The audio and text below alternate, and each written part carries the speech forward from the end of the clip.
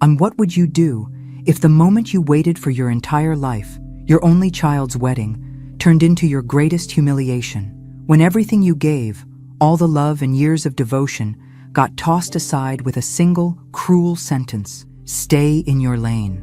This is the story of how I did exactly that, and in doing so, I took everything with me. Make sure to subscribe and tell me in the comments where you're watching from. Now, let me take you back to the beginning. Chapter. I still remember the moment Andrew told me he was getting married. It was a quiet Sunday afternoon in April. The early spring light was pouring through the kitchen windows, bouncing off the polished counter that I'd cleaned maybe 20 minutes earlier, out of sheer habit. I was making tea, the same way I always did, the same mug, the same brand, the same 3-minute steep. Some things don't change when you've spent over 5 decades learning to appreciate the small things. He sat across from me at the table, twiddling with his phone, tapping his foot. I thought he was just distracted. I had no idea he was about to drop a bombshell. Then he said it. "Mom, I proposed." Taylor said yes. For a second, everything in the room slowed down. I looked up at him and he looked proud, nervous maybe, hopeful. And just like that, I felt it. That old, familiar ache in my chest. Not the bad kind. The kind that comes when something you never dared dream is finally about to happen. My baby boy was getting married, and for a few precious seconds, I was allowed to believe that this moment, this massive, once-in-a-lifetime moment, was going to be ours. That after years of being just Mom, and then years of being just Margaret the widow, I was about to become something again. Something bigger. I smiled so hard my face hurt. "That's wonderful, Andrew. Oh, honey, I'm so happy for you both." I pictured the wedding, the dress, the flowers, the ceremony. I pictured myself back in the world I had loved and left, wedding planning.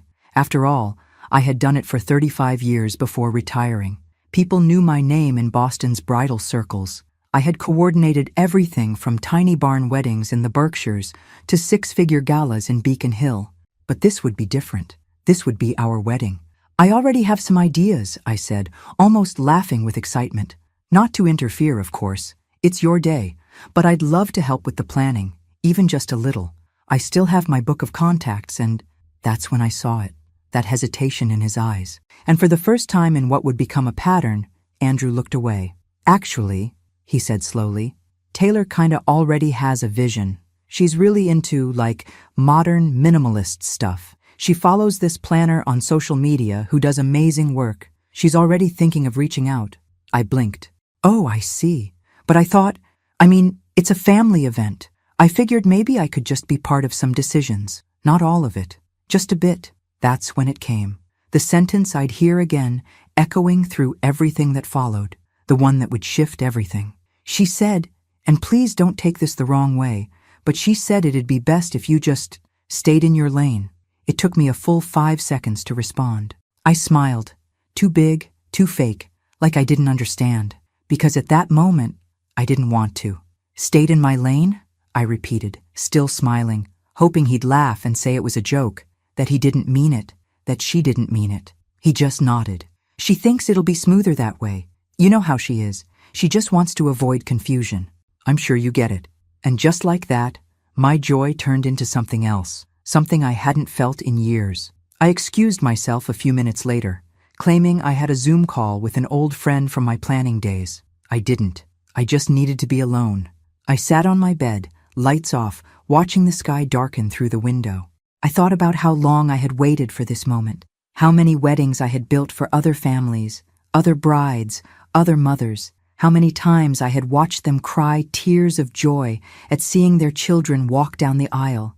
And now, after decades of giving, I was being told I wasn't needed.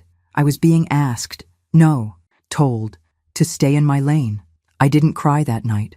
I just lay there, very still, as if trying to memorize how rejection feels when it comes from your own child.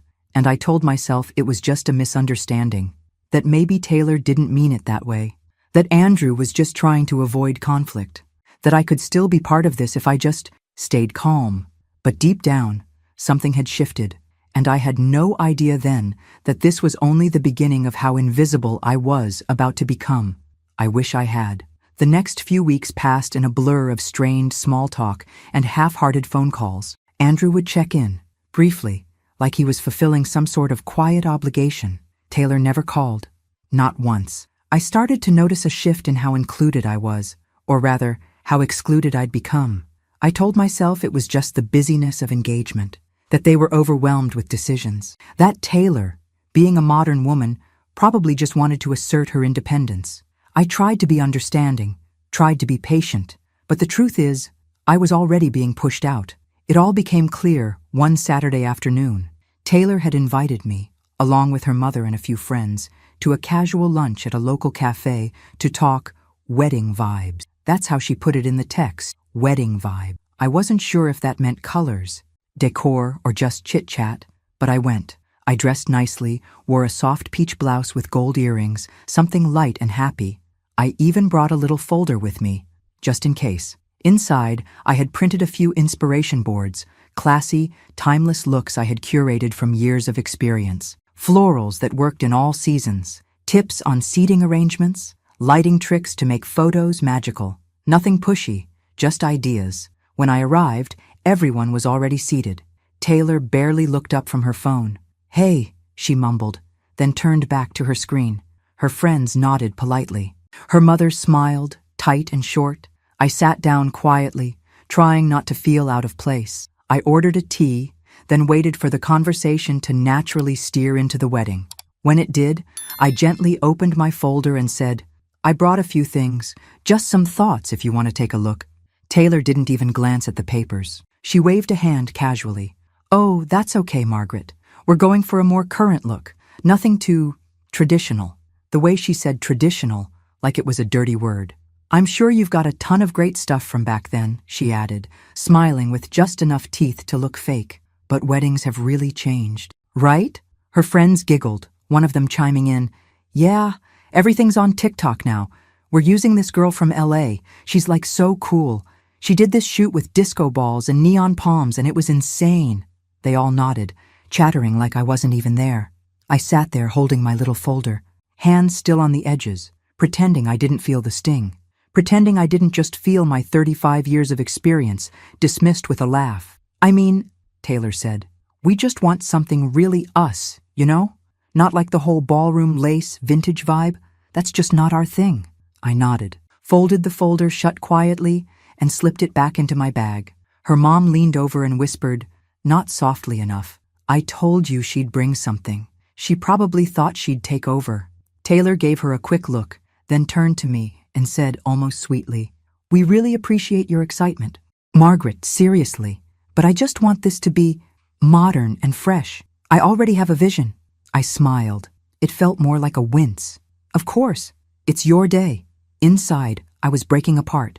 I had seen brides like her before, confident, sure of their choices, blind to anyone else's wisdom, but I never thought I'd meet one who saw me as the problem, who saw my experience not as value, but as a threat.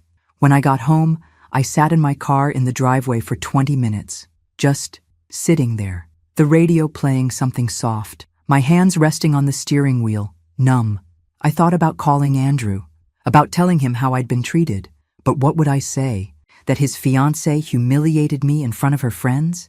That she called my work outdated? He'd say I was overreacting, that Taylor didn't mean anything by it, that I was making things harder. So I did what I've always done.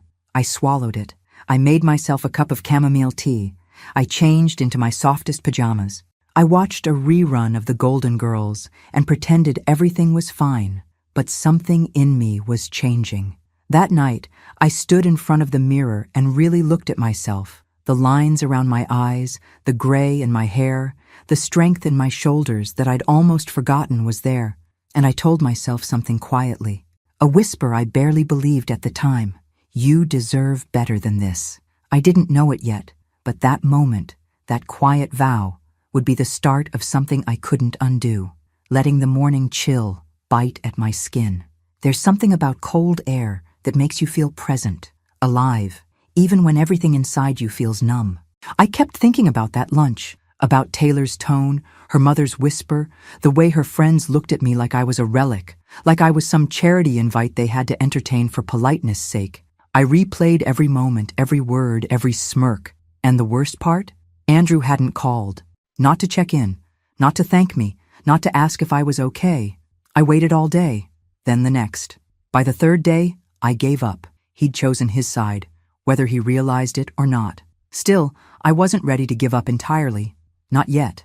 I reminded myself that weddings bring stress, that couples get overwhelmed and short-tempered. Maybe Taylor didn't mean to be dismissive. Maybe her mother had gotten in her head. Maybe Andrew just didn't want to be caught in the middle. So I tried again. That week, I sent over a short email with some local vendors I trusted, all people I'd worked with for years. I kept the tone light. I ended with, "Only if it's helpful. Wishing you both a joyful planning process. Love, Mom." I didn't get a reply. Not from Taylor, not from Andrew. The silence was louder than a slammed door. A few days later, I stopped by Andrew's apartment to drop off a box of his childhood keepsakes, yearbooks, old baseball cards, a few photo albums I thought might be nice for the wedding. Taylor opened the door. She was polite. I'll give her that. But it was the kind of politeness that's practiced. Her smile didn't reach her eyes. "Oh, hey, we didn't know you were coming," she said, standing in the doorway but not quite inviting me in. I held up the box. "Just thought you might want these. Maybe for some photo displays or—" "Oh," she said quickly. "That's sweet, but I think we're doing a digital thing, like a slideshow from our phones. Super casual." I nodded. "Of course. Just thought you might want a few baby photos of Andrew." She took the box but didn't look inside. Andrew appeared a few seconds later. He looked tired, or maybe just tense. "Hey, Mom," he said, giving me a quick hug. "You didn't have to bring that stuff in person. You could have just, left it by." "I was in the neighborhood," I lied. "Thought I'd say hi." Taylor cleared her throat. "Actually, we're about to head out. Venue appointment." "Oh," I said. "You found a place?" Taylor smiled. "Yeah, a rooftop downtown. It's very us, chic but not stuffy." "Sounds lovely," I said, masking the sting. "Did you consider the Elmwood estate? I know the owners. They do beautiful outdoor ceremonies." Taylor's smile tightened. "Yeah, but it's a bit dated, and we want to avoid anything that feels too, Mom and Dad wedding." She didn't even blink as she said it. I forced a laugh. "Right, of course." They said goodbye and closed the door before I even made it to the elevator. That night, I sat at my kitchen table and stared at my old wedding planning books. Thick binders full of fabric swatches, floral sketches, vendor lists, timelines, the kind of work that took patience, passion, and precision. I had poured decades of my life into those pages, and now my own son and his fiancée had reduced it all to a punchline, outdated, dated, not their vibe. I could feel something inside me hardening. It wasn't just the exclusion. It was the way it was done, subtle, cold, with a smile that said, "Don't take it personal," while making it deeply personal. I tried one last time. I invited them for dinner. Homemade pot roast, his favorite. I set the table with linen napkins and candles. I even baked a pie from scratch, apple cinnamon, just the way Andrew liked it as a kid. They showed up 30 minutes late. Taylor complained about the smell the second she walked in. "Oh, wow, it's very intense in here. I don't really eat red meat." I smiled and said nothing. Andrew just gave me a sheepish shrug and pulled out a chair. Dinner was awkward, stiff. I tried asking about the planning, how the venue search was going, what kind of dress Taylor was thinking about. She gave me short answers, non-answers. Then, as I poured tea for everyone, I mentioned, gently, that I knew a wonderful seamstress downtown who still made custom gowns. Taylor set her cup down a little too hard. "Margaret, I know you mean well, but honestly, I just feel like you're not hearing us. We're doing things differently. It's not the 90s. We don't want a traditional wedding, and I already have someone in mind to plan everything. She's amazing. She did this eco-themed elopement in the desert that was just, wow." Andrew stayed quiet. I nodded, my hands steady even as my heart cracked. "Well," I said softly, "I hope it's everything you want it to be." Taylor smiled. "It will be.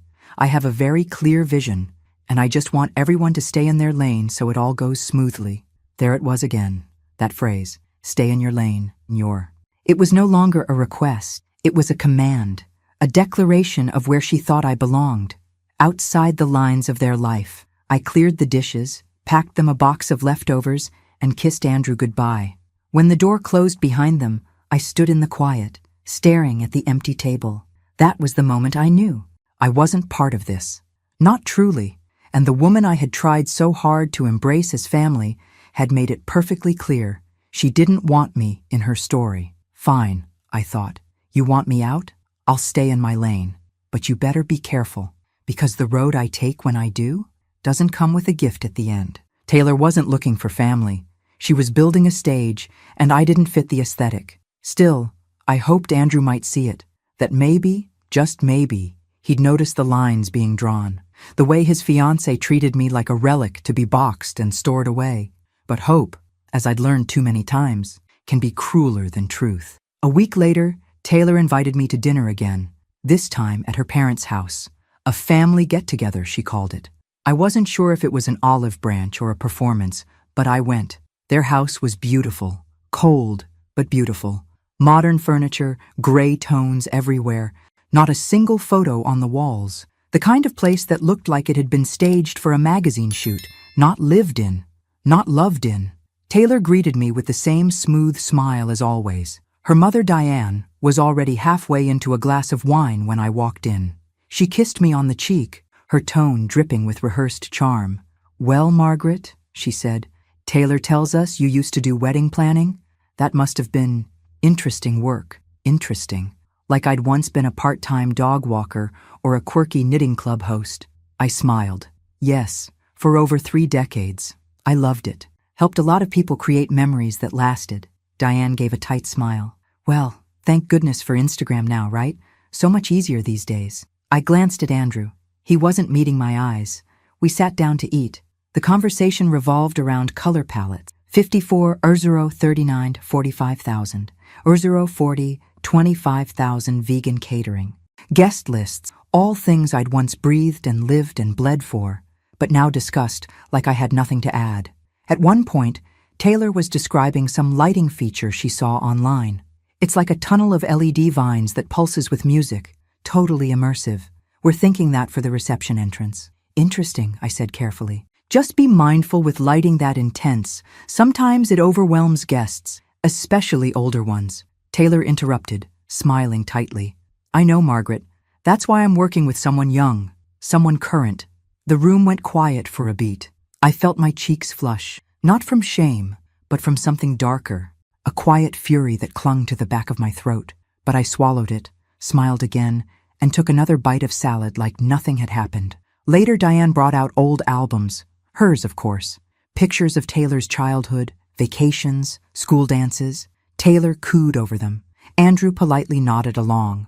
I pulled out a small envelope I had brought, just a few baby pictures of Andrew, his first Halloween, his first bike ride, the toothless grin he gave me when he lost his front teeth. I thought it would be sweet to share. I handed it over. "I thought maybe a few of these could go into the slideshow. They're special to me." Taylor glanced down. "Oh, I mean, they're cute, but we kind of want the vibe to be more like stylized. These are very real." "Real?" I echoed, not sure if I'd heard right. She shrugged. "Just not filtered, not as curated. We're aiming for a more aesthetic tone, you know?" I wanted to scream. "That's your fiancé's childhood," I wanted to say.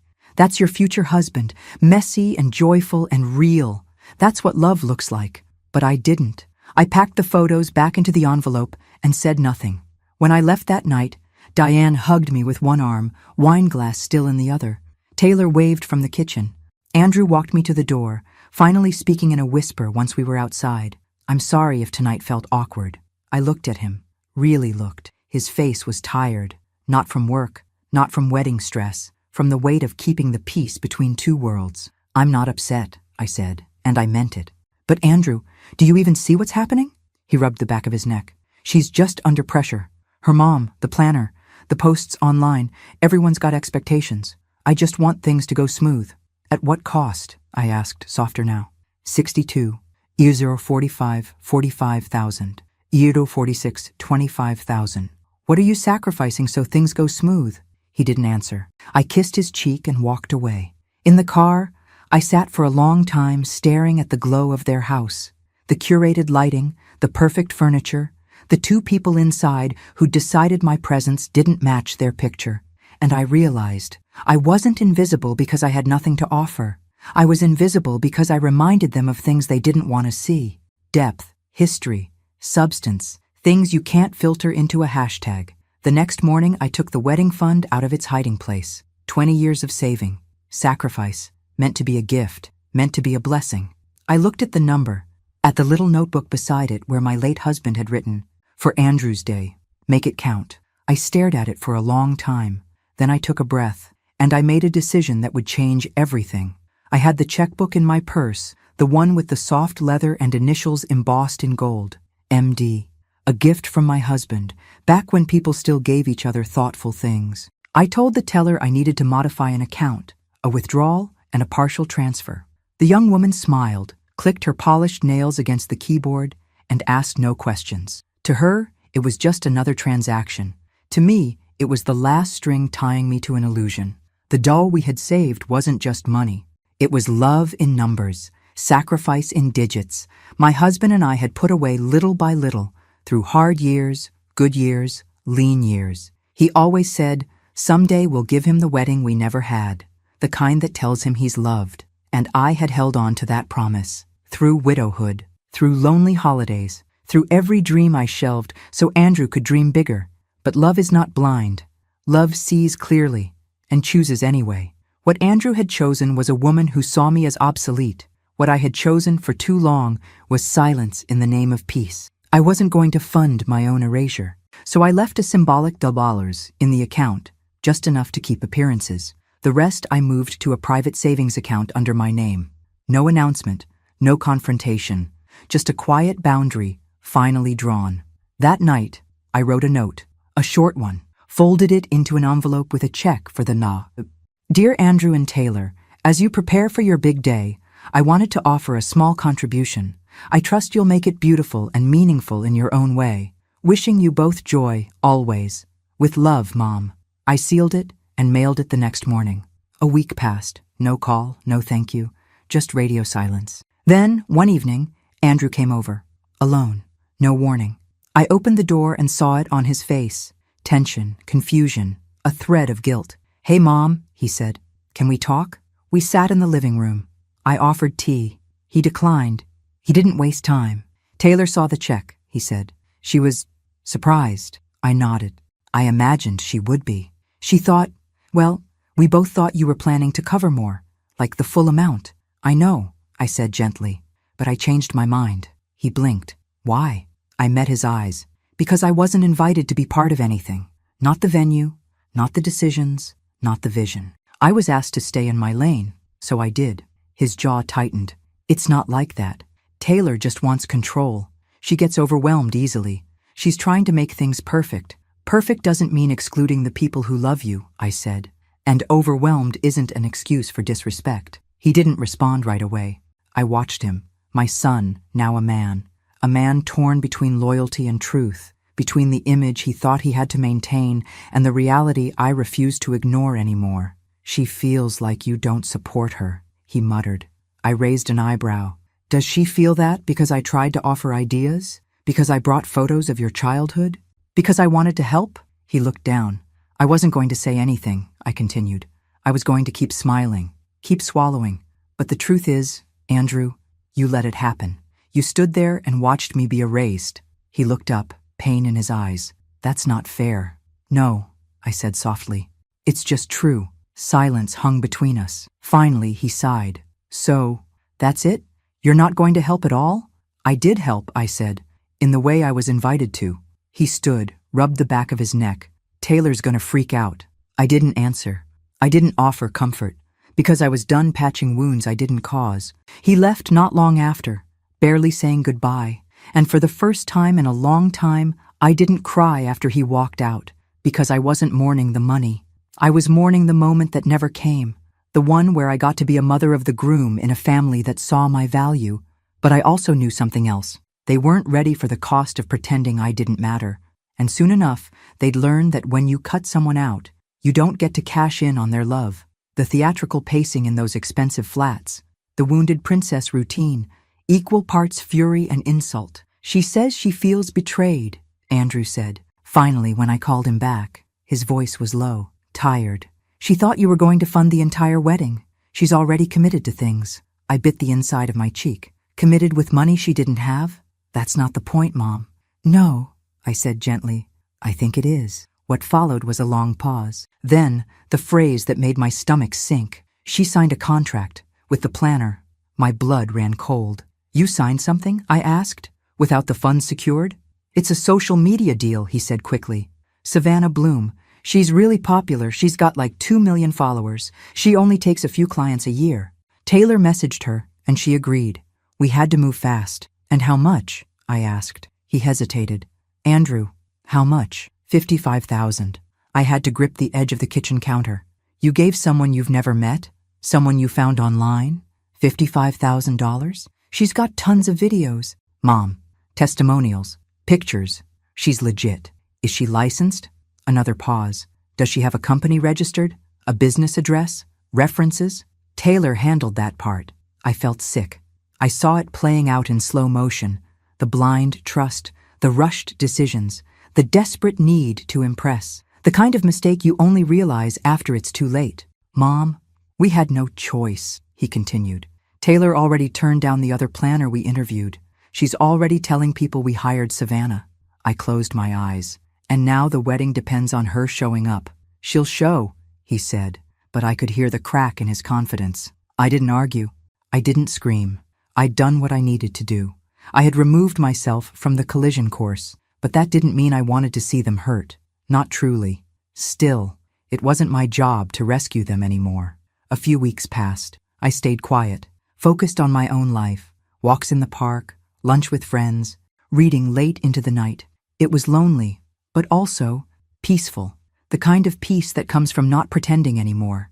Then, the call came. I was in the middle of pruning roses in the backyard when my phone rang. I almost didn't recognize Andrew's voice. It was hoarse, shaky. She's gone. I froze. What? Savannah. She took the money. The website's down. Her numbers disconnected. Her Instagram's wiped. I sat down slowly on the garden bench. We've been scammed, he said, voice breaking. It's all gone, Mom. Every penny. I didn't speak right away. What do we do? He asked. What does Taylor say? She's not talking to me. The irony tasted bitter on my tongue. She's blaming me, he whispered. She said I should have convinced you, that this wouldn't have happened if we had just used your money. I stood up, walking slowly back toward the house, one step at a time. That's not true, I said. This happened because you both acted like the money, and my experience, were guaranteed, like they owed you something. He was quiet. I'm sorry, he said finally. But apologies don't rebuild what arrogance destroys. In the weeks that followed, I learned bits and pieces through mutual acquaintances. The wedding was off. Postponed, they said at first, but it was clear that was a cover. Vendors canceled. Deposits were lost. Tension turned to blame. Blame turned to resentment. And soon enough, the engagement crumbled. I didn't gloat. I didn't reach out. I stayed in my lane, just as they asked. And from my lane, I watched everything fall apart. Because that's what happens when you build a wedding on exclusion and ego, and forget to leave room for wisdom. Months passed. Quiet ones. The kind of quiet that echoes. At first, the silence burned. I would check my phone more often than I'd admit, hoping for a text, an email, even a one-word message. Hi. Anything to show me he still remembered I existed. But nothing came. No apologies. No explanations. No closure. He had vanished into the wreckage of a dream he built without me. And I stayed still. I filled my time with small things, mundane things, morning walks to the market, afternoon coffee on the porch, an online book club I never spoke in, but always followed. I repainted the hallway in a soft sage green, cleaned out closets that hadn't been touched since my husband passed, sorted through years of belongings that held more memories than function. And piece by piece, without even realizing it, I started to feel lighter. There was something strange about it. The realization that I no longer had to mold myself around other people's expectations. That I didn't have to squeeze into a role someone else assigned me. I wasn't the planner mom anymore. I wasn't the hostess, or the helper, or the savior. I was just Margaret. And for the first time in years, that felt enough. It wasn't joy exactly, but it was peace. I started saying yes to invitations again. Lunch with Diane from the library board. A garden tour in the suburbs with Joan, an old friend from church. A ceramics class where my bowl came out lopsided and I laughed harder than I had in years. And slowly, I began to remember who I was before I spent so much time trying to be what other people needed. It was strange how easily I'd forgotten. I didn't erase Andrew from my life. His picture still sat on the mantel. I still kept his favorite snacks in the pantry, out of habit. But I stopped holding my breath for him to come back. That wasn't my job anymore. I was healing in silence, the way some wounds require. No drama, no announcements, just quiet, deliberate self-respect. Then, one afternoon, I ran into Diane, not Taylor's mother, but my friend Diane, at the grocery store. She asked if I'd heard about Taylor. I shook my head. She moved back in with her mom, she said. Can you believe it? After everything? I could. She's telling people Andrew ruined the wedding, Diane added. But I heard it wasn't just the planner. They were fighting before that. Something about her wanting more control than he was willing to give. I didn't respond. Because deep down, I knew it had never been about one wedding, or one planner, or one decision. It had been about power, image, ego, and relationships built on those things don't survive the first storm. Later that night, I sat alone in the living room, the lights low, a book open on my lap that I hadn't touched in 20 minutes. I stared at the fireplace, not lit, just there, and thought about all the versions of myself I'd tried to be for other people. The fixer, the forgiver, the quiet peacemaker. I'd been all of them, but none had brought me the love I thought they would.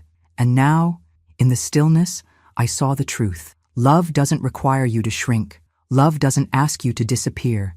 It welcomes you, flaws and all, or it's not love at all. That night, I slept without waking, without dreams, without the ache of regret pulling at my ribs, because I had stayed in my lane, yes, but I had also chosen to drive forward, and I wasn't looking back anymore. The planner, Savannah Bloom, the one Taylor had idolized like she was a deity in heels, was officially exposed as a fraud.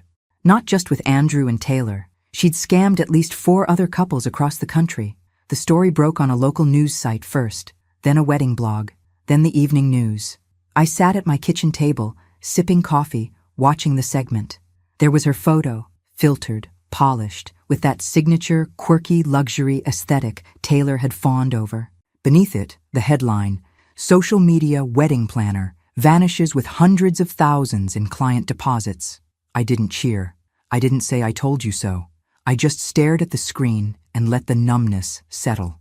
Because this wasn't a victory. It was a tragedy, one they'd authored themselves.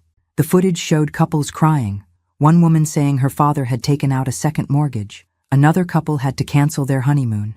And then there were the Davis names, Andrew and Taylor, mentioned in a brief sentence as local victims of the scheme.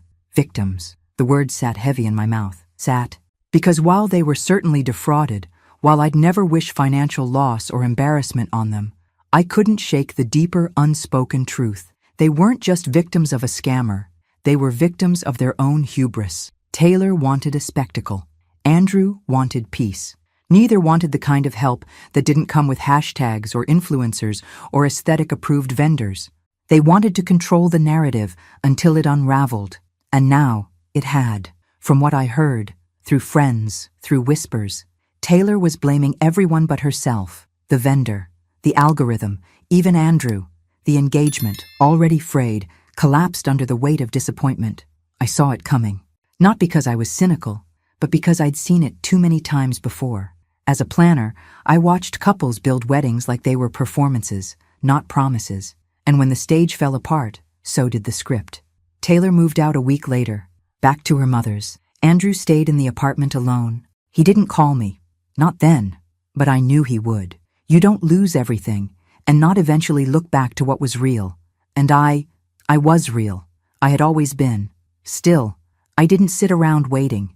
Instead, I started saying yes to more of my life, volunteering at the library, hosting a Sunday brunch for some retired teachers I hadn't seen in years.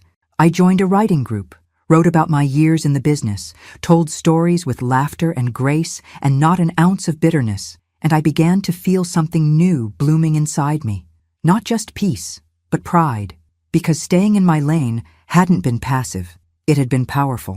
I had chosen dignity over drama. And while they chased illusions, I stood still and watched the truth reveal itself without lifting a single finger. It turns out, silence can be louder than any revenge, both of us clutching our bags, trying to beat the rain. "Did you hear?" she asked, barely concealing her curiosity.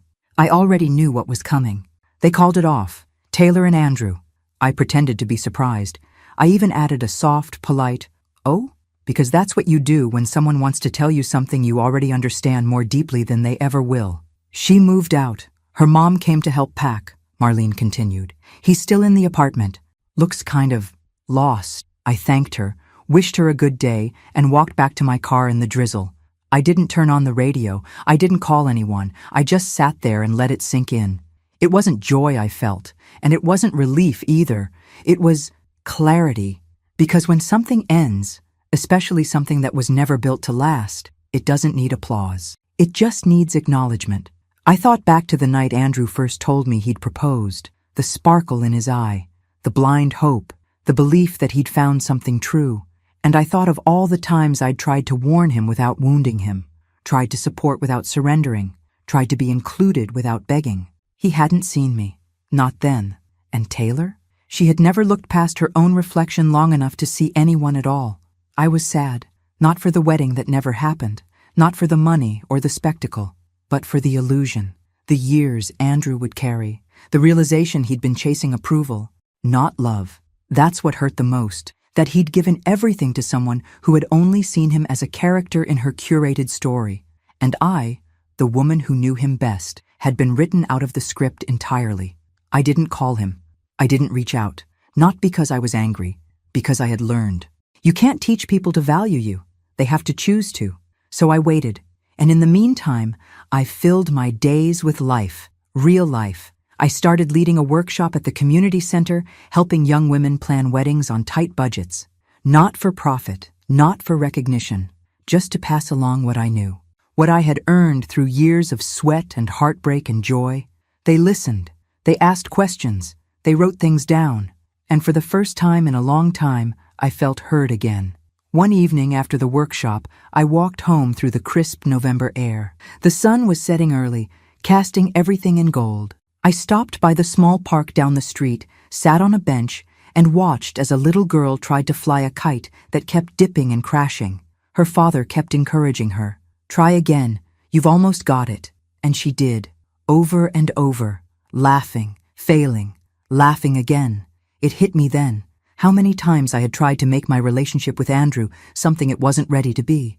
How many times I'd thrown myself into the wind, only to fall, only to be told I was too much or not enough. But I wasn't a kite. I didn't need someone else to lift me. I had built my own wind. That night, I slept with the windows cracked open. The cold air was sharp, honest, like the truth, sometimes uncomfortable, but always necessary. And in that quiet, I forgave him.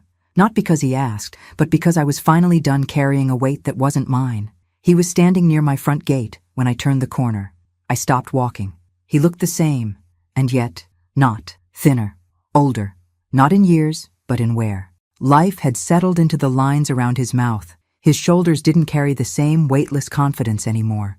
There was something grounded there, real. "Hi, Mom." My heart stuttered. Not from anger or sadness, but from the unexpected tenderness of hearing that word again from him. "Mom." I unlocked the gate, pushed it open and stepped through. "You hungry?" I asked. He smiled, nodding. "Starving." We didn't talk about Taylor over lunch. Instead, we talked about small things. His job, the book he was reading, a podcast he liked. I let him fill the space, like a boy coming home after a long journey, slowly unfolding the truth between casual sentences. And then, at the end, when the dishes were cleared and the kettle was whistling, he said her name. "Her name's Emily." I turned around. "Oh? She's different," he said quietly. "Soft, kind. She asks questions. She listens." He paused. "She asked about you the first time I told her about my past. Not about the wedding. About you. Said she wanted to meet the woman who raised me."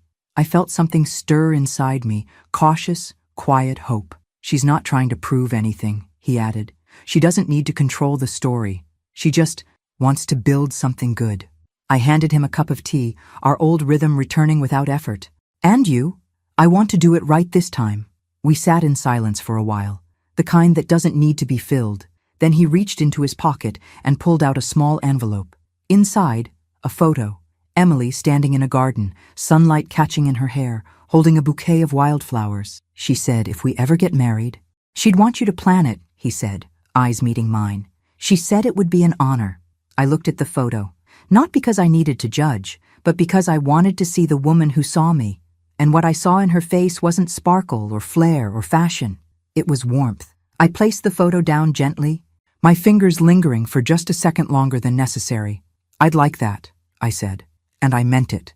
Not for the second chance, not for the event, but because for the first time I was being asked in, not expected, not taken for granted, not assumed, invited. Later that evening, after Andrew had gone, I sat at the kitchen table with a new notebook, blank pages, clean start.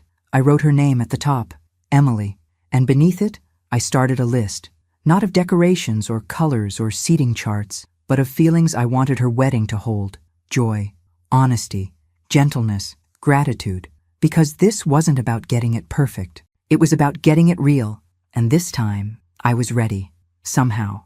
It wasn't the first time I'd been asked to help plan a wedding, but it was the first time I'd felt seen as I worked. It wasn't just about executing a vision anymore. It was about sharing one.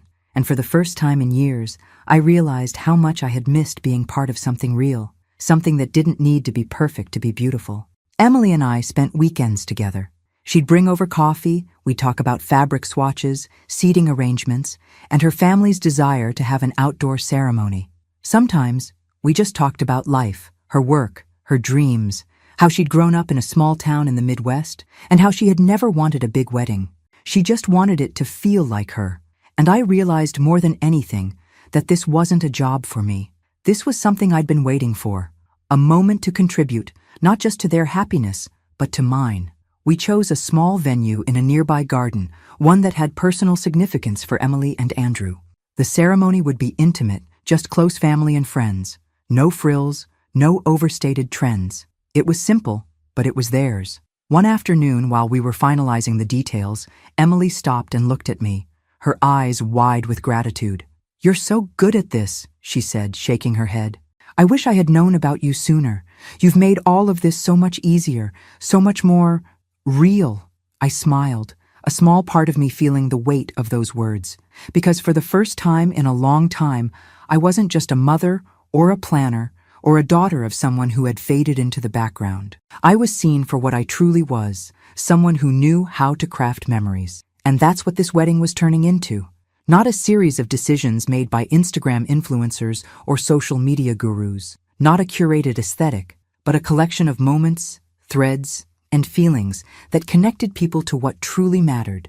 Emily and Andrew had made their own choices, their own mistakes, but they were building something real, piece by piece. And this wedding wasn't a performance. It wasn't a show. It was their declaration, a promise to each other that was grounded in love, not perfection. The day of the wedding came. The weather was perfect, sunny but cool, the kind of early fall day that makes you believe in second chances. Andrew stood at the front in a simple suit, his hands trembling ever so slightly. He looked over at me and smiled, a gesture of quiet appreciation, like a man who had finally figured out what truly mattered. When Emily walked down the aisle, the guests didn't gasp or whisper. They just watched, content. There was nothing over the top about the scene, just two people, their eyes locked on each other. Two people who had learned, who had made mistakes, but were ready to get it right this time. As she stood before him, she took his hand and spoke her vows, simple words, honest words. They didn't promise to be perfect. They didn't promise forever without hardship. They promised to choose each other, day after day, to walk beside each other no matter what came their way. And in that moment, I realized something. I had been holding my breath for so long, waiting for everything to fall into place, waiting for the apology, waiting for recognition. But the moment I had been waiting for, it wasn't coming from anyone else. It was coming from me. I had already forgiven. I had already healed. And now I could let go of the past, for good. The ceremony ended. The reception began.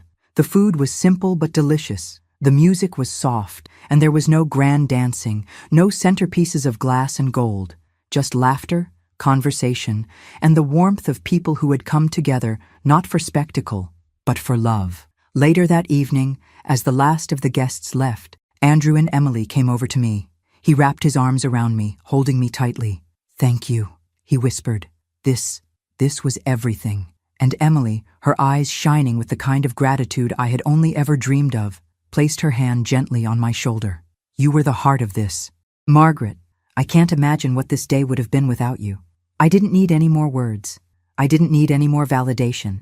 I had been part of something real, and as the evening wound down, I stood by the edge of the garden, watching Andrew and Emily dance their first dance, not the perfect, flawless performance, but the awkward, imperfect, joyous sway of two people who had chosen each other. I smiled to myself. I had stayed in my lane, but in doing so, I had found my way back to them, back to the love I'd always been part of, not as a mother of the groom, not as an organizer, but as Margaret. And that was enough. I didn't hear much from Andrew right away, not because he didn't want to, but because, for the first time, he didn't need to. The weight of the past had shifted, and what had been fractured was slowly beginning to heal. We didn't have to talk every day or every week.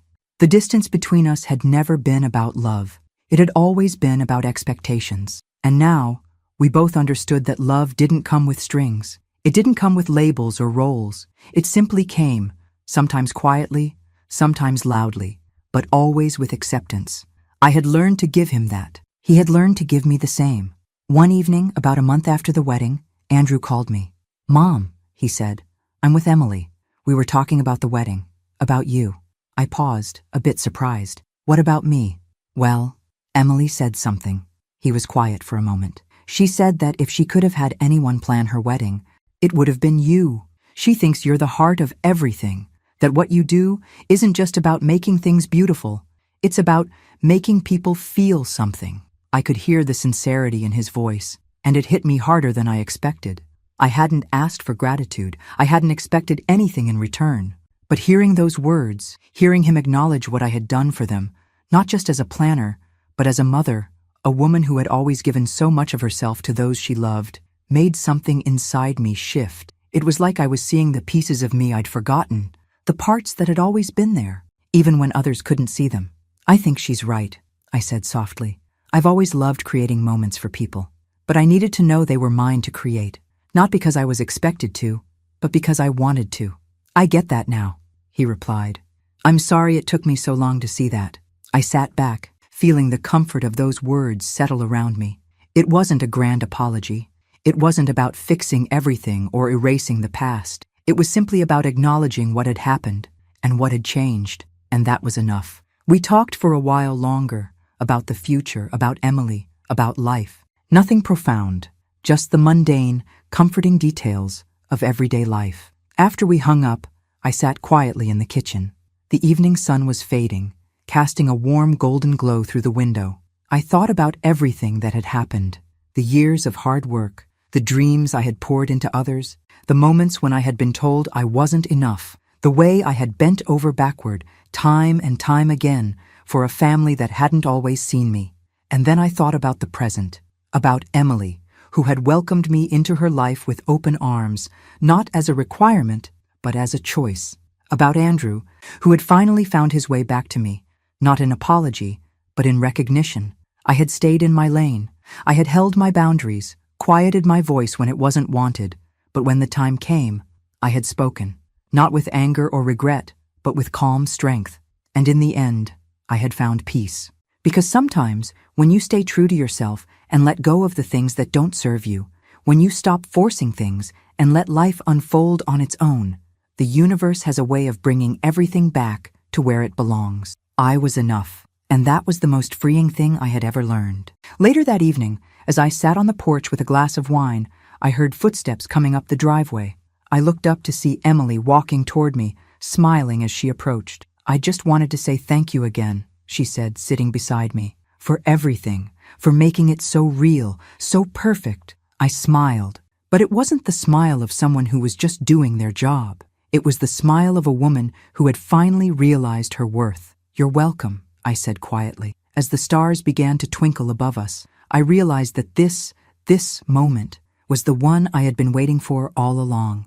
Not a wedding, not a grand gesture, but the quiet, soft realization that my journey had always been about me too, about finding my place, about not just being part of the story, but knowing when to take the lead. And I was finally ready to do that, not just for them, not just for anyone else, but for me. I had stayed in my lane, and it had brought me exactly where I needed to be. Thanks for listening. Don't forget to subscribe and feel free to share your story in the comments. Your voice matters.